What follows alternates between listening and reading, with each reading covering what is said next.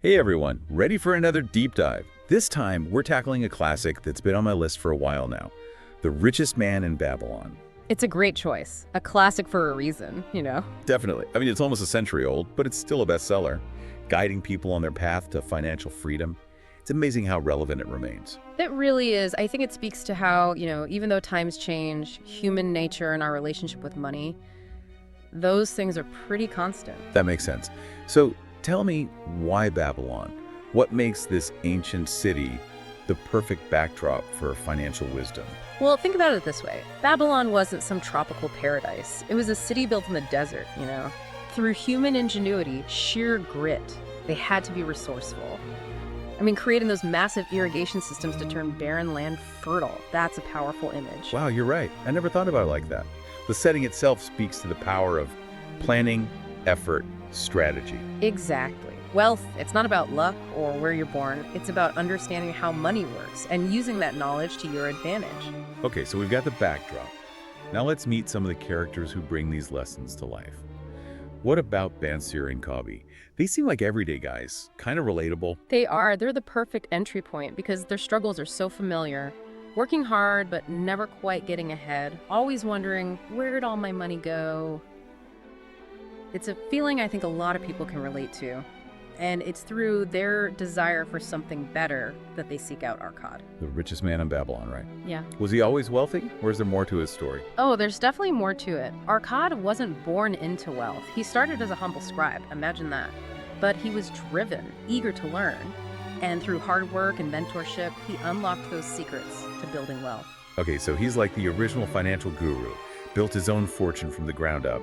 And I'm guessing he's the one who lays out those famous 7 cures for a lean purse. You got it. Those cures are the heart of the book, and they're still incredibly relevant today.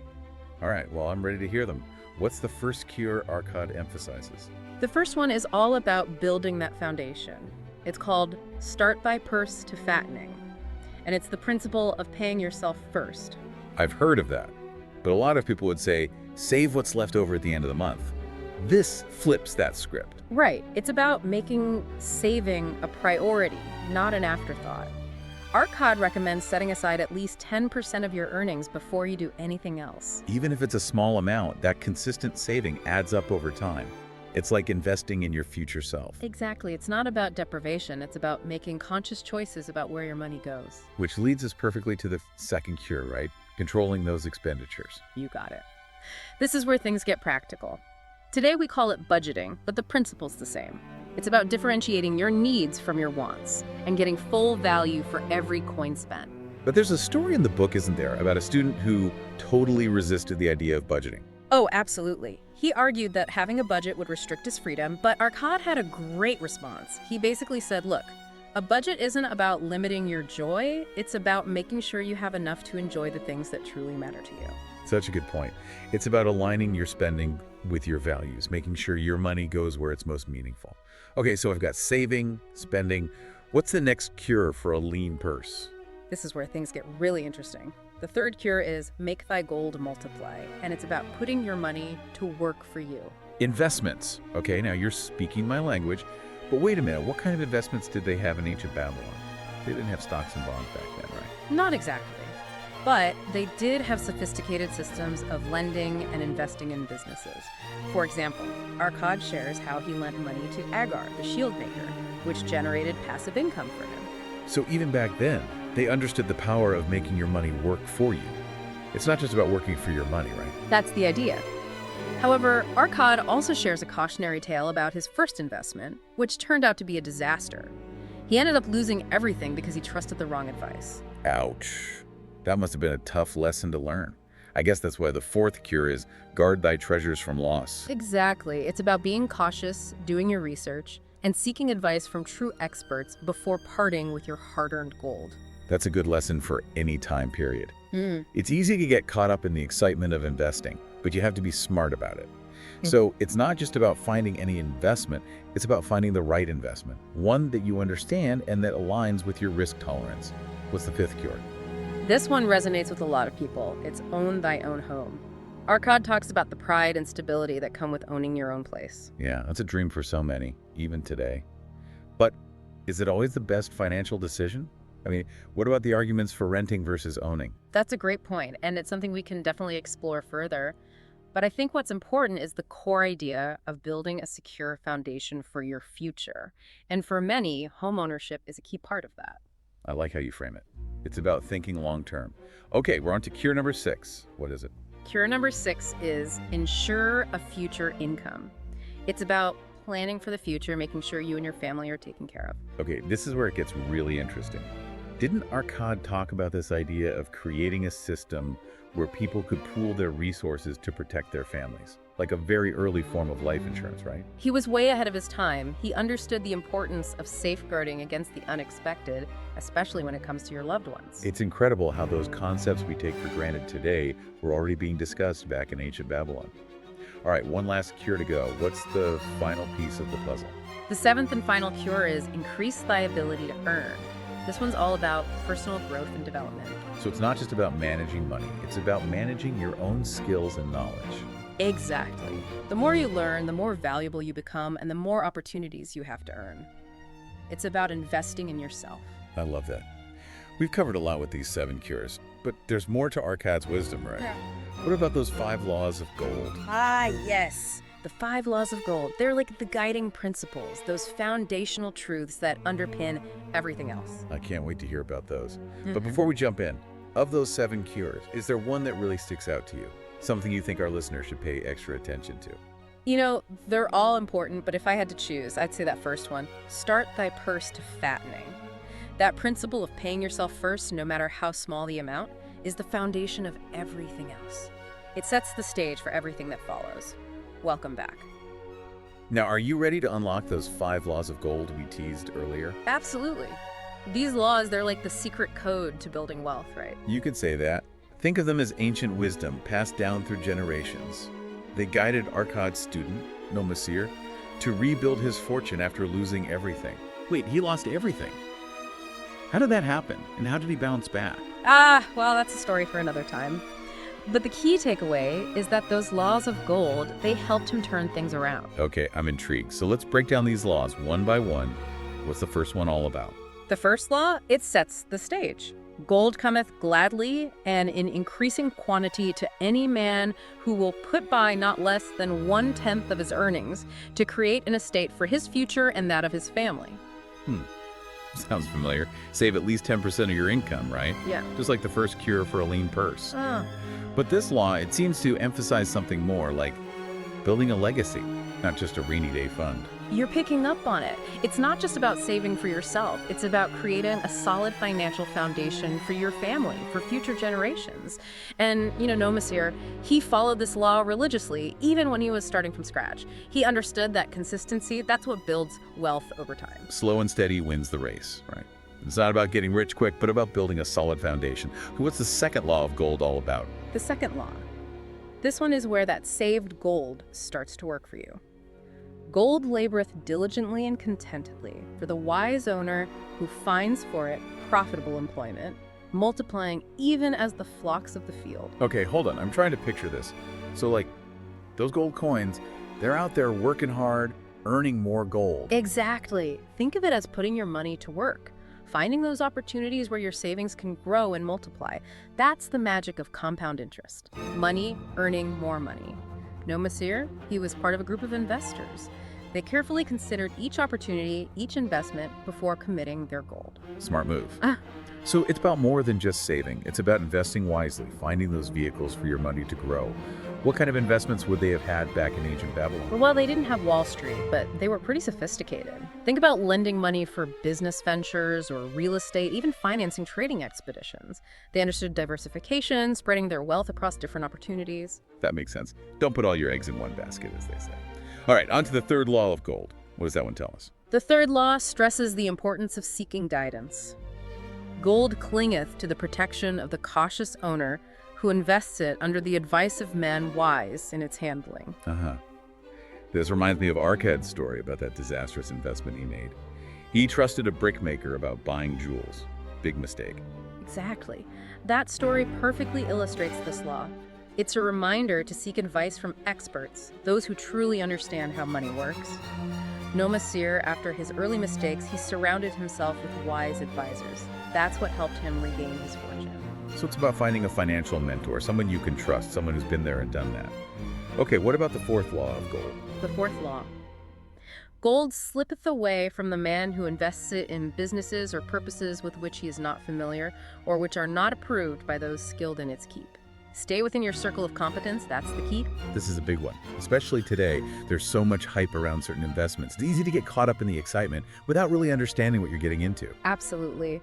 Don't chase shiny objects or blindly follow trends. Invest in things you understand, where you have some knowledge. No Masir, he learned this the hard way. He went into business with a friend who turned out to be irresponsible. Even with trusted relationships, do your due diligence. So trust your gut, but also do your research. Yeah. If something sounds too good to be true, it probably is. Okay, one more to go. The fifth and final law of gold, what does it say? The fifth law. This one is a warning. Gold flees the man who would force it to impossible earnings, or who followeth the alluring advice of tricksters and schemers, or who trusts it to his own inexperience and romantic desires in investment. Oh, wow. This one sounds like it was written for the internet age. So many people promising overnight riches. The message is timeless. Be wary of those who promise unrealistic returns. Don't fall for get-rich-quick schemes.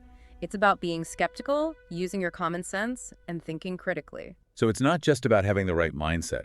It's also about protecting yourself from those who might take advantage.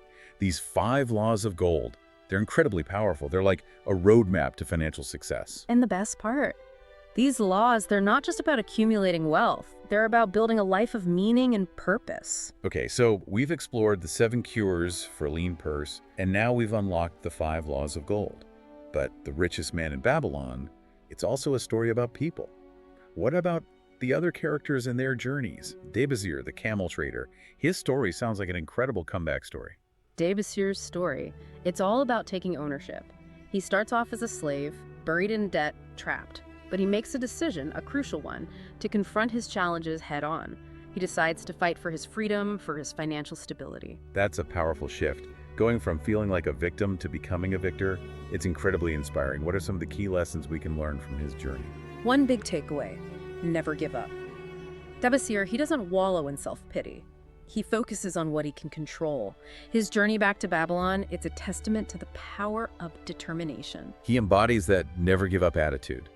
It's about finding that inner strength, even when things seem impossible. What else can we learn from his experience? Another key lesson: face your debts. Debasir, he could have stayed in hiding, running from his financial obligations. But he chose to return to Babylon. He faced his creditors, and you know what? That act of courage allowed him to start fresh, and it earned him respect. So it's about taking responsibility for your actions. Being honest. That takes guts. It does, and that honesty, it paved the way for him to rebuild. It's a reminder that integrity matters. For long-term success, you need to build trust with yourself and others. Trust, it's the foundation for a brighter future. Are there any other stories in the book you think our listener would resonate with? Absolutely. There's the story about the clay tablets from Babylon. These tablets, discovered by an archaeologist, hold Debasir's personal account of his journey back to financial stability. And here's the thing, this archaeologist, he's struggling with debt himself. He finds inspiration in Debasir's story, in those ancient principles. Wow, it's like a story within a story. And it shows that these financial principles, they're timeless, no matter what era you live in. Right, thousands of years later, Debasir's plan, it still resonates. This archaeologist, he applies the same principles to his own life. And it works. It's proof that anyone can take control of their finances. I'm curious, how does he actually apply Debasir's plan? He follows the same steps, dedicating a portion of his income to necessities, another portion to paying off debts, and another to savings. It's a practical plan, not just an ancient tale. It's amazing how The Richest Man in Babylon makes these principles come alive through storytelling. It's not just dry financial advice, it's engaging and relatable. Are there any other characters or stories we should touch on? We can't forget Sharunada, remember him, the luckiest man in Babylon. His story is all about mentorship. He guides Hadan Gula, who's initially obsessed with jewels and luxury, to a better understanding of wealth. Oh, right. Hadan Gula, he thought wealth was all about fancy things. Exactly. He was clueless.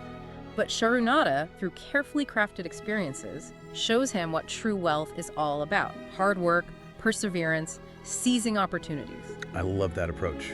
learning by doing. It's one thing to read about it, it's another to experience it firsthand. Okay, I'm eager to hear more about Charunada and Hadan Gula, but before we dive into that, I'm curious.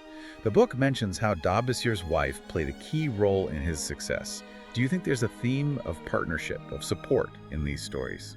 That's an interesting observation, and you're right. Dabasir's wife, she's a constant source of strength for him. She's resourceful, encouraging. Throughout the book, we see how partnerships, whether it's with a spouse, a mentor, a business partner, those relationships can really contribute to success. It's not always a solo journey. I like that perspective. It's a reminder that we don't have to do it all alone.